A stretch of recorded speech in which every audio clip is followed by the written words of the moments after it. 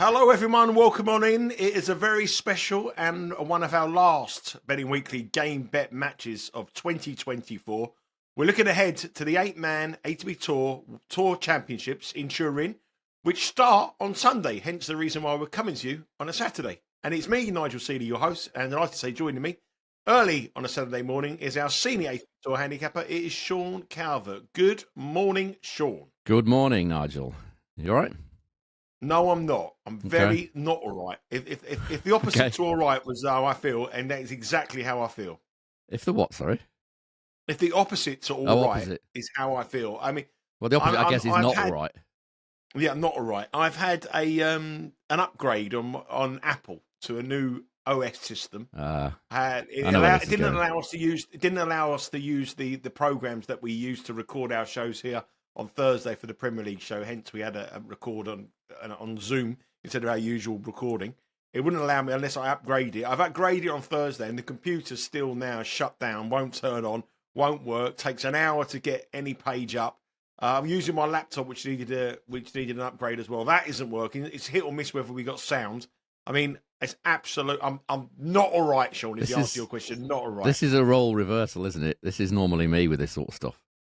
I had this problem before. It's the browser, isn't it? It won't update unless you've got an operating system of a certain newness, if you want to put it like that. But you can't have an operating system of a certain newness on a slightly older machine. So ultimately, they want you to buy a new machine, don't they? So off you go. $2.5 grand. $2.5 grand. You don't have to buy them new. You can get them refurbed for pretty cheap, actually.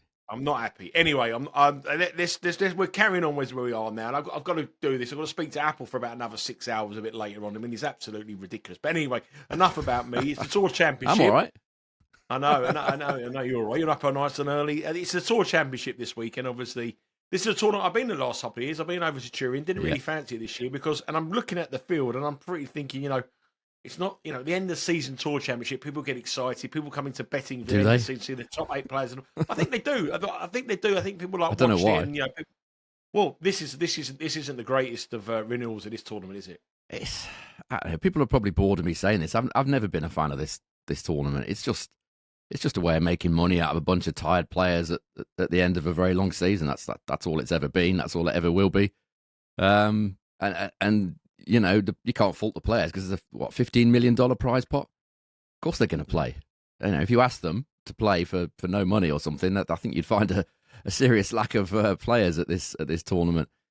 Yeah, it is what it is. It's an end of season exhibition with a load of money and a load of ranking points thrown in to make it look a bit more legit, if you want to call it like that. But yeah, the field this year is these are the 8 best players, ultimately. It's lacking a bit of star quality. I think in recent years we've been perhaps a bit spoilt with, the Federers and Djokovic and Nadal and all these guys playing. And now it just looks, if you look at the top sort of 4, potentially, the top 3, really, outside of the top 3, I'm not sure I'd want to spend $150 on a ticket to watch Casper Ruud against Alex de Minaur. I'll be perfectly honest. No. I look at it, though. Look at them through the head-to-head records of this tournament, or looking for the previous winners of the tournament. It's obviously been dominated in the last couple of years by Novak Djokovic. But prior to that, he didn't win it since 2017. He's won it 7 times, but Federer's only won it a couple of times, and Nadal never won it at all. No, he didn't. So it wasn't a tournament that even then they really took seriously at the end of what was a tied year, and it's probably lost its value over the years. I mean, there has been Zverev's won it twice. Only 2 men in the tournament this year actually won it. Zverev's won it twice, and Medvedev's won it before. So he won it in COVID year when there was nobody there, if I remember rightly. Yeah. There would have been no one there watching de Minaur against Ruud either, so it'd be very similar to the COVID year. They probably will, because they've bought tickets beforehand and they've got no choice. That's what you're getting. That's the unfortunate thing as well. You've got to buy tickets in advance. It's potluck or you get. Yeah, but it is a tournament, though, that really the big guns, apart from Djokovic, haven't really performed. And so you would think that it's probably a wide open tournament, especially this year, where we've got into a year, a tournament, a year where it's been a long year with Olympic year as well, tired players. I'm trying to build it up, Sean. That's what I'm trying to do. I'm trying to build it up. You're probably talking to the wrong person if you're trying to build this tournament up. I think the difference with this is that to other years and other tournaments and other venues, when it was in London and stuff, I think the difference with this is that the market leader and the number 1 seed and the favourite is playing at home, and he's desperate to win it. I think that's the selling point of this tournament. The world's best player playing in front of his home fans, trying to win his home tournament. That's the story. That is the story. That's it. And let's see who can beat him. Yeah, he should have won it last year. Should have beaten. How he didn't win it last year when we were on him last year, of course. And he had the opportunity to knock Djokovic out and didn't take it. Djokovic won. Yeah, I've forgotten about that until now. Thanks. Yeah, there was. Added it to the list of many, many bad beats on the year so far. But anyway, let's have a look at the tournament before we go into the tournament. The trends here. It's quite quick. It's a very quick surface indoor there in Turin. I can remember. It was. It from the eye. It looks. I don't know. Is it? So they slowed it down a bit. Well, according to Jannik Sinner, they've slowed it down a bit, yeah. But how much, I don't know. Do you want me to go through the conditions? 100%, yeah. Yeah, okay. So in the last few years, it's been basically the quickest tournament of the year. There's 245 meters of altitude here. It's not much. It's a tiny bit. I'm quite surprised how much the players talk about the altitude because it's only less than 250 meters. It's not much, but they're the ones playing in it, so maybe it does make a little bit of a difference in terms of the balls flying. I suppose it does. But in Turin so far, 87% holds of serve and 76.4% first serve points won. Now, if you compare that with the Paris tournament that the players were saying was very, very fast, or certainly Alcaraz was, that was 84% holds and 76% first serve points won. So it's quicker than that. Although it's an indoor tournament, so the surface is relayed every year, same as Paris. We were surprised, and the players were surprised about how quick Paris was because it wasn't that quick previously. They can do what they like to it. They can, it gets relayed every year for, new, fresh for the tournament. They can make it whatever speed they want. And Jannik Sinner is the only one so far that said anything about the conditions, and he said it's different from last year, a little slower. Now, taking one player's opinion is always a bit dangerous. You'll probably get somebody else coming in, maybe later on today or tomorrow, saying, "Oh, it's quicker than last year," which wouldn't surprise me at all. So, we're guessing a little bit. Sinner says it's a little bit slow. We'll kind of have to go with that. So far in Turin, set one over 10.5 games, 39% of them have gone over 10.5, and 48% of the matches have featured a tiebreak. So, taking all those stats together, I would suggest, certainly in previous years, it's been very quick. A little bit slower maybe this year. Underdog winners, it's always a bit hit and miss. Seems to be the trend that you either get a load of underdog winners one year and hardly any for the next 2 or 3 years. But it averages out at 34% of the matches featured an underdog winner in Turin. As far as the trends are concerned, 4 of the last 7 winners of this title are yet to win a major. And I think that's partly because this is played over the best of 3 sets. It's much easier to beat the top guys over 2-3 sets rather than, a 5-set marathon. I also looked at how the winners of Paris-Bercy have done come in here, i.e. winning Paris and Turin, well, Paris in the Tour Finals, back-to-back. It's happened a lot. 7 times in the last 20 years has someone won Paris and then gone on to win the Tour Finals. That's 35% of the time, or odds of 2.86. Admittedly, quite a few of those were Novak Djokovic. He did it in 2023, 2015, 2014, and 2013. But Medvedev did it in 2020. Andy Murray did it in 2016, and Roger Federer in 2011. Yeah, I mean, that brings us on nicely to the outright betting here. Let's have a look at the outright betting. We're currently with Bet Rivers for the Tour Championship. Jannik Sinner, obviously home advantage, very, very popular. I would suggest the world number one is plus 120. Carlos Alcaraz is $2. Alexander Zverev, the defending the champion from Paris and a 2-time champion here, is $7. Medvedev is 10. Taylor Fritz is 12. Rublev 22. Casper de Minaur 25, and Casper Ruud 40-1. I mean, those bottom 3 are. You could bottom 4. I suppose you could rule all them out. I mean, really, from the betting suggests here, I think he's got some sort of chance. Yeah, I mean, well, the bottom 3. I mean, Fritz has got a good record against Medvedev, which we'll come on to in a second. But the bottom 3, I think you could rule out. I mean, Rublev's not winning this. Casper Ruud is certainly not winning it. Diminor, he can't be having him winning it. I'd be very surprised if any of those 3 won it, yeah. I mean, the market suggests it's a 2-runner race between Sinner and Alcaraz. If you look at the betting there, plus 120 and plus $2. But I'm guessing the way that you've gone down the road of the record of the Paris players and really looking at the alternatives, the only alternative I feel for the top 2 is Zverev at 7-1. Yes, I think it's quite obvious. Yeah, you've you've gone the right way, I think, as certainly the same way as me. Whether that's right or not remains to be seen. But yeah, I mean, you've got a lot of players here coming here out of form. I mean, Casper, Ruud, absolutely shocking form. We'll talk about him a little bit more later on. Andrey, Rublev, same thing. Medvedev's coming here with no form, no confidence. Again, we'll talk about him in a minute. And Minaur struggled really since Wimbledon with this hip problem. And even if he was firing on all cylinders, you would think he'd be outgunned by the vast majority of this field. If you're looking at it purely on a statistical basis, you can see why. If you needed any assistance, you can see why Sinner and Alcaraz are the top two in terms of service points won and return points won totals this season on all hard courts. It's Sinner on 112, Alcaraz also on 112.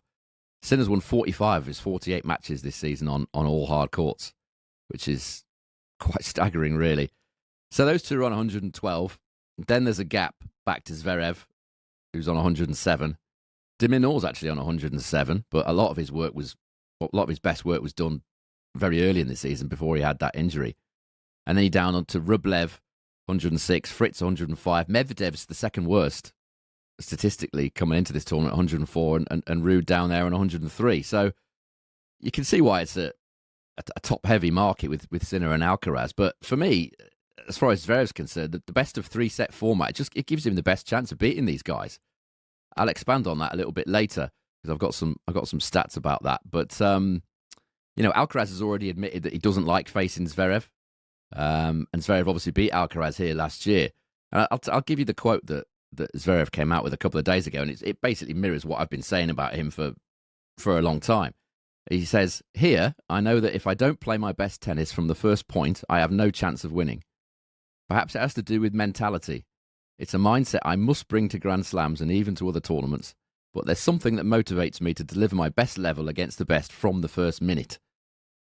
Now that it's quite telling, that quote. It's something I must bring to the Grand Slams, which means he doesn't do it at Grand Slams. He went on to expand about how he struggles in Grand Slams because he wastes a lot of energy in the first week playing long 4-setters and the odd 5-setter. So he's basically saying he's not switched on for the Grand Slams as much as he is here because he knows he has to be on it from the first ball. In Grand Slams, he's turning up and sort of knocking it around a bit and getting himself together and all this. And next thing you know, he's a set down or 2-1 down. He's got to battle back and waste a lot of his energy. So he knows he's got to start fast from the first ball, which obviously he isn't doing a lot of the time in majors. Obviously comes here in great form, great confidence after winning the Paris title. And he has a good record against the two top guys. You know, he's 5-5 against Alcaraz. Should have probably won the French Open final, 2-1 up. Kind of stopped playing, didn't he? 2-1 up, thought, oh God, I could win this. Loses the next two sets, 6-1, 6-2. Again, goes back to the mentality. And a 4-2 win-loss record against Sinner. And again, the last one that he played against Sinner he lost in a final set tiebreak. I think it was in Cincinnati. So nobody else in this draw has that sort of record against the big guys, the top two guys. So for me, Zverev is the obvious choice. He's the first. He's the next cab off the rank, if you like. As far as the groups are concerned, he's obviously tied up with Alcaraz. He beat him here last year. If he beats Alcaraz and qualifies top from this group, then you would think Alcaraz will almost certainly play Sinner in the semi-finals. And Zverev would get maybe Fritz. So I think a lot rests on Zverev, Alcaraz, their round-robin match in this group. If he wins that, he's in a very good position. So, yeah, plus 700 with Bet Rivers, I think that is. So, yeah. That's the play for me. Yeah, I think it's an obvious play, really, when you look at it. I mean, you can rule out... There's only 8 runner field, and you can rule out 3 of them straight away. There's question marks about one of them. Medvedev is in shocking form, so it's not really... It's either if you want to. I can't have Alcaraz. I just can't have Alcaraz in this tournament at all. He'd be my fave completely. So probably too quick, really, unless it is significantly slower and Sinner's being a bit coy about it. If it's, I mean, why would they make it significantly slower though? You would think, if anything, they would keep it as quick as they possibly could to benefit their boy against the other guy who would certainly prefer it slower. It wouldn't make any sense to me to make this from their point of view, unless they've been leaned on heavily by the ATP. You wouldn't have thought they would make it slower. Just looking ahead a little bit into, we're going to come on to the groups in a minute and the matches, the first set of matches. But looking ahead, I mean, this is the last couple of podcasts, the last preview of the tournament this year in 2024. Yeah. If you like Zverev here at 7-1, he's already up to number 2 in the world. He's ahead of Alcaraz in the number 2 ranking. So for the Australian Open, he's going to be they'll probably be number 1 and number 2 depending on what they do in the early part of the year. But you would think that Zverev will be number 2. But he's a very big price to win the Australian Open as well. I mean, if he wins this tournament, it's a statement win. We like him at 7-1. He could start the tournament very, very short, and he will potentially. You could potentially have Sinner and Alcaraz in the same part of the draw. I don't know how they may not. It might not happen that way, but it could happen. It could, yeah. Would you look at Zverev here at the Australian Open as well, potentially? I think the problem with him is, well, I'll talk about it later. Like the 5 sets. The 5-set thing. I've got some stats here somewhere. Let me have a look. Yeah, I'll talk about that later. But yeah, it's the 5-set thing. He's much more effective over best of 3. I mean, he said it himself. So yeah. Well, let's have a look at the groups. There are 2 groups, and how this tournament works is 4 players in one group, 4 players in the other group. The winner of one group will play the runner-up in the other, and the other winner of that group will play the runner-up in the other one. The first group is the Nastase group, the Nastase group, and it's not, look at that group. I mean, it's not really the best of the groups at all. Jannik Sinner is -225, a very, very heavy favourite for the Italian in Turin, as Sean said. Medvedev in shocking form. He's $4. Fritz $5.50. And it's de Minaur, who's got through here, very fortunate and hasn't really recovered from injury at 14-1. It'd be a major shock if he come through there. So Sinner's a heavy favourite there at -225. I don't know if there's any angles on this group that you want to get involved in, or do you want to oppose Sinner with anybody, or do you think that this is just, if you like your minus money bets, this is just a finding it in the street job? It could be. I think if I was taking a bit of a pizza money punt on this group, I would probably take Taylor Fritz. Again, I'll talk about him a bit more in a few minutes when we do the match against Medvedev. But de Minaur, yeah, it's very difficult to see it. Very, very difficult to see it. Medvedev for me is coming here in terrible form. Again, we're going to talk about him in a second. And he's talked a lot, Medvedev, about confidence. He's the sort of player that goes on, runs, wins 2-3 tournaments in a row because he's flying. And when he isn't, he gets down on himself. He gets all ratty. He's yelling at his coach, and things aren't working. I think his major problem has been a shoulder issue this year. It's been intermittent. He doesn't like to talk about it too much, but I kind of feel like that's held him back. The only way you can sort of see Sinner not winning this is if he gets unnecessarily nervous or something. I can't see that happening. I really can't. It doesn't. He's a bit of a laid back guy. He's not going to get down on himself.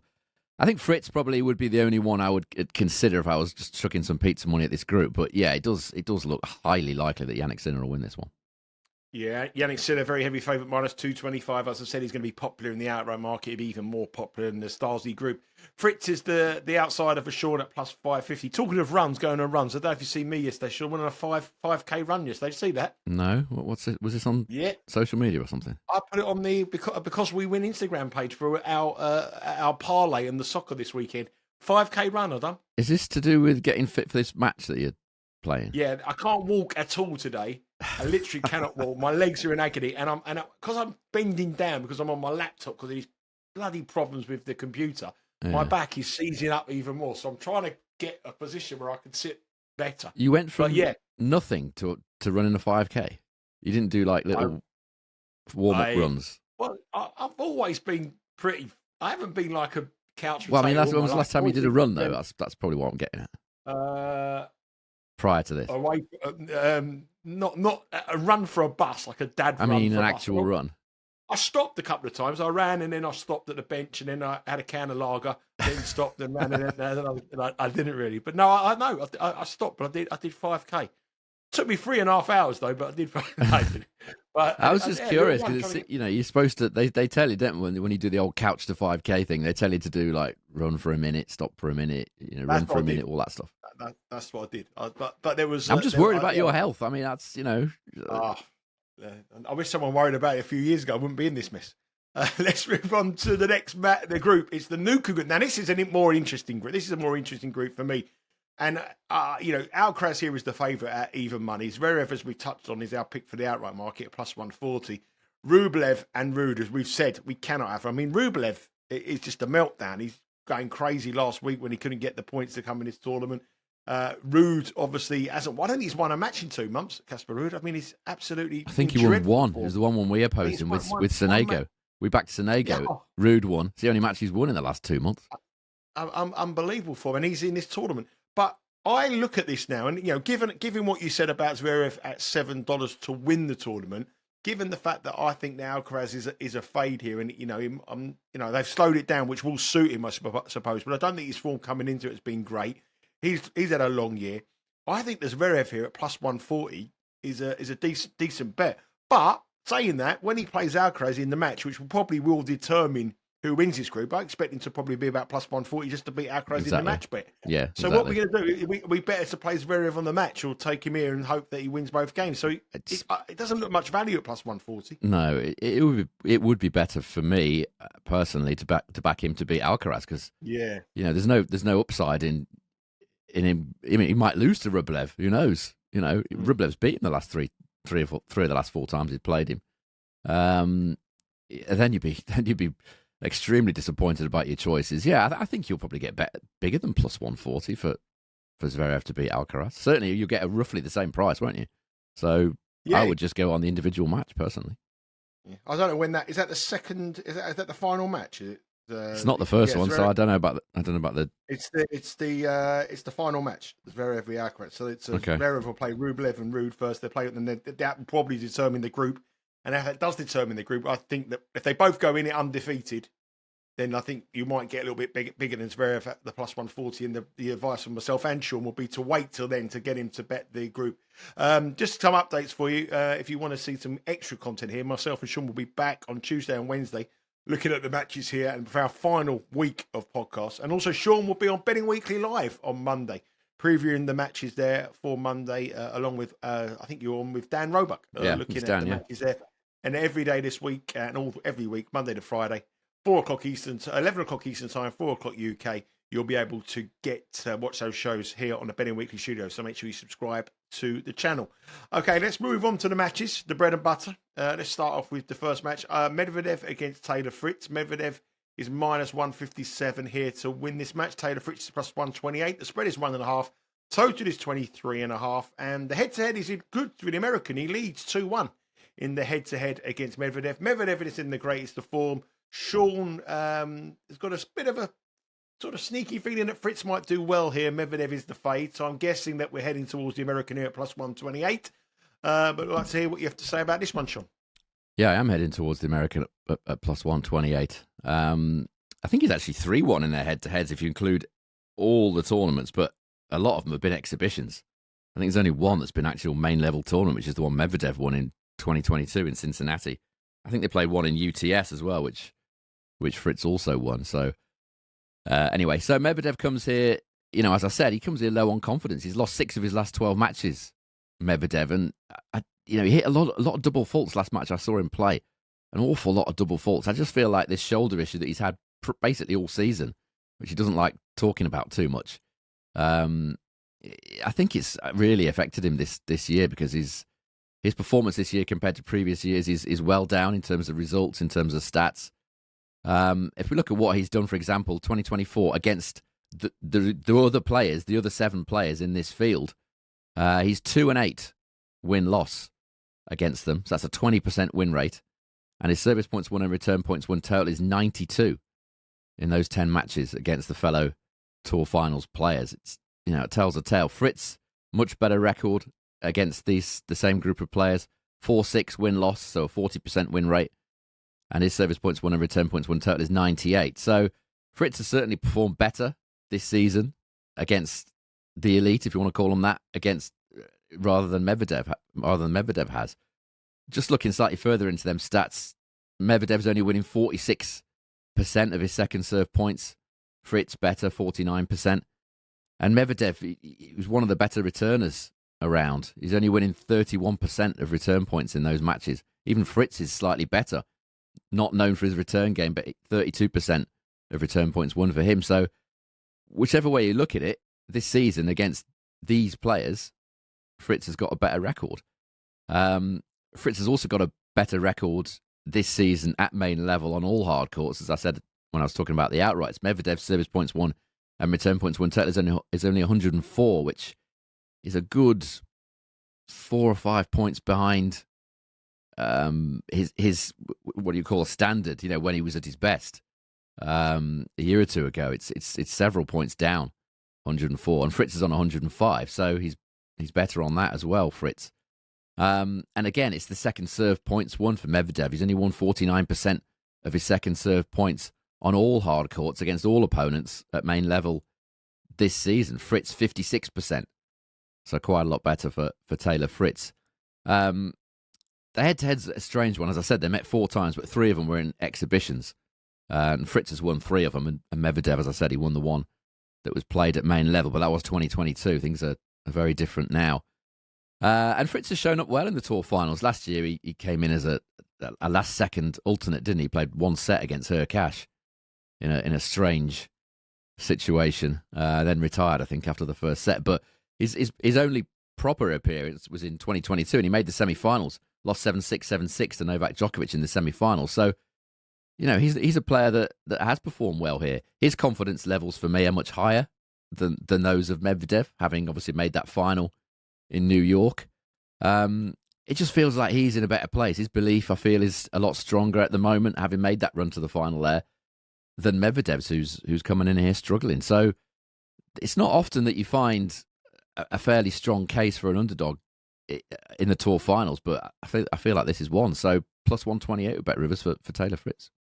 Yeah, plus 128. He's got the advantage on the head-to-head. He's playing better tennis on the stats as well, but yet he's the underdog with Bet Rivers. And the American starts off his quest to win the Tour Championship at 8:30 a.m. Eastern Time tomorrow. These matches are on Sunday. The 2 matches we're going to discuss here are on Sunday. They are in the Nastase group, and the Newcombe group is on Monday. The next match in the Nastase group is probably not so much of an interesting betting heat. The number 1 seed, the Italian home favourite, and the tournament favourite Jannik Sinner up against Alex de Minaur. Minus 670 for Sinner. $5 you get for Alex de Minaur. 4.5 the spread, and 20.5 is the total here. Now, if you're following your head-to-heads, you'll be all over the heavy minus money for Sinner here. The head-to-head record is 7-0.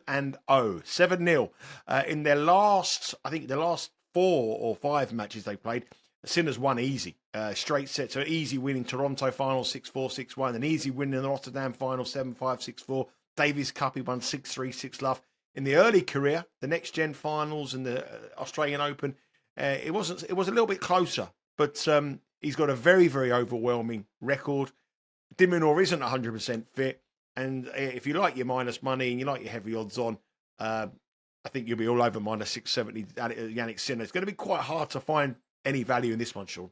Yeah, I mean, this just looks like the perfect situation for Jannik Sinner to start his Turin campaign, doesn't it? An out-of-form De Minaur who's struggled physically since injuring himself at Wimbledon. And he's the kind of player that does rely on his great movement. His best strength, for me, is his fabulous movement. It's so fast around the court. Isn't really there at the moment, given this hip problem. I imagine the hip problem's probably gone away a little bit by now, but he hasn't. The form certainly hasn't come back, so maybe it's still lingering a bit like the Medvedev shoulder thing.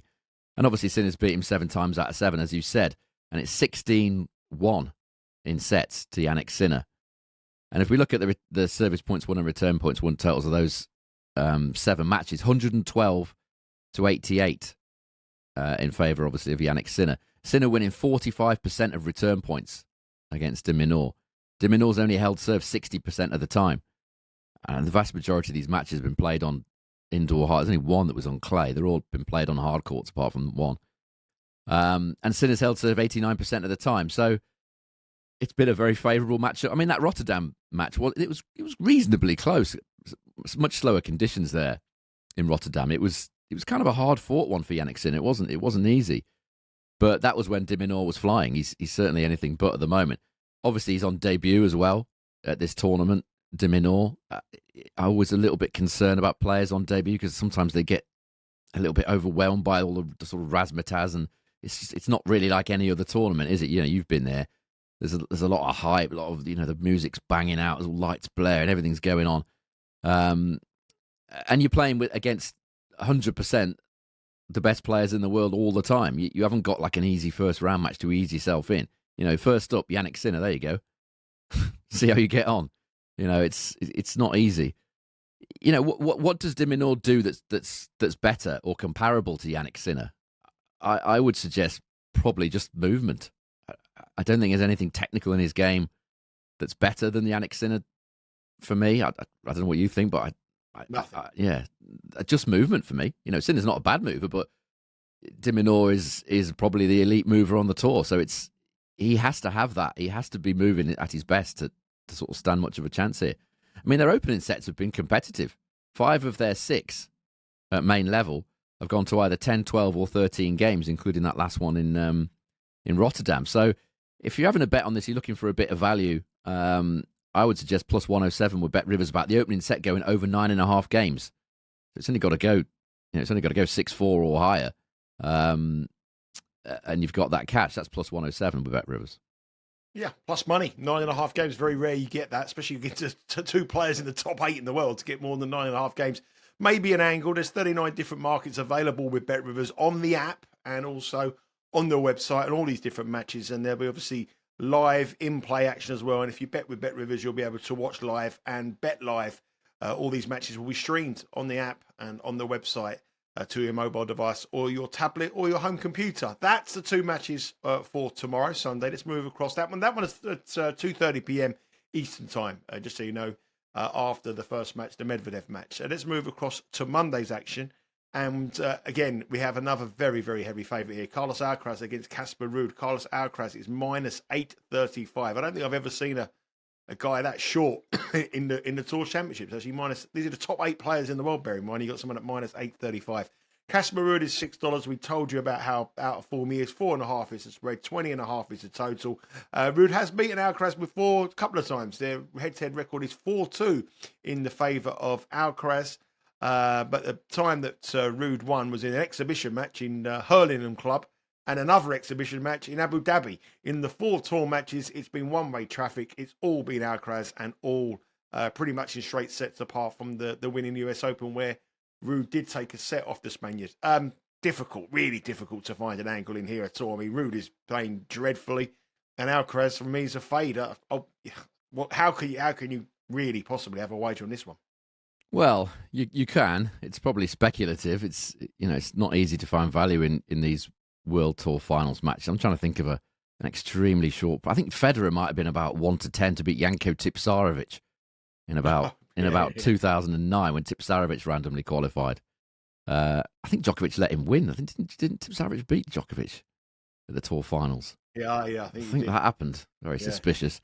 But yeah, I mean, this looks another perfect opportunity, doesn't it, for one of the favourites to get off to a very strong start. Ruud, as we've said, his form is dreadful. He still has that habit, doesn't he, of just kind of switching off after the clay court season's finished. I mean, he shows no interest in the grass season. He said that, numerous times. He's not, and you can tell from how he plays. He kind of perks up a bit sometimes in the hard court season in North America, and then it's sometimes, and then it's kind of a downhill slide to the end of the season. He's lost 8 of his last 9 matches, hasn't beaten a top 20 ranked player since the French Open. So I think that was Taylor Fritz. That was a long time ago.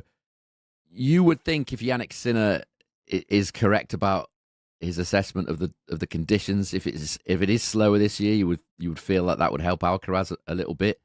Last year he came to Turin and Paris fatigued after a big season for him.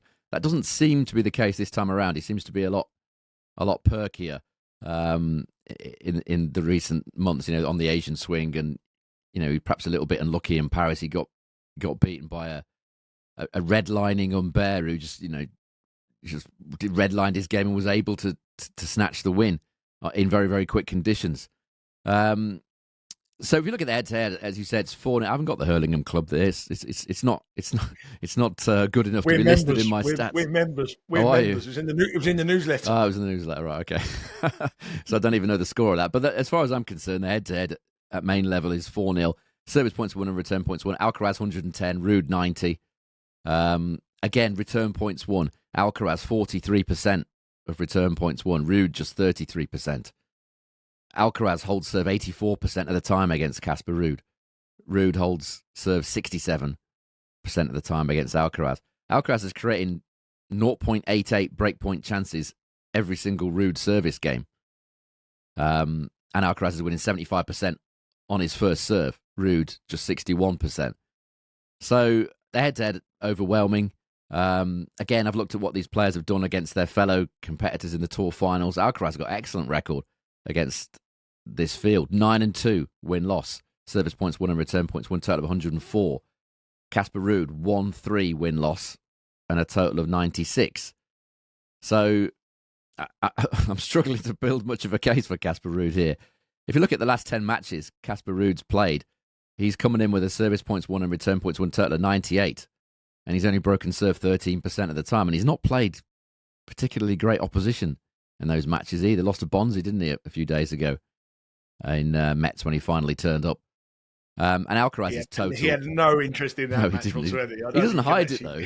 That's what I like about Casper Ruud. He doesn't pretend that he's interested and say, it's a great tournament, I'm looking forward to playing here. He just turns up at the last minute, loses and goes. Fair enough. He was barely even favourite for that match against Bonzi, was he? It was about even. He went off underdog. Yeah, exactly. That tells you everything you need to know. So I bet Bonzi for the tournament today, Sean, 25-1 in the final against Cam Norrie. Is hedging for Gardner? Shall be hedging or what? Well, Bonzi's, he's a guy that we had in Marseille outright a couple of years ago, wasn't it? And he had a wrist injury, which kind of really put him back over the last sort of year or so. Cam Norrie, and where's he come from again? He's done nothing for a very long. I think both of those were 33-1 or thereabouts at the start of the tournament. Bonzi we couldn't have picked anyway because he was a qualifier, wasn't he, Bonzi?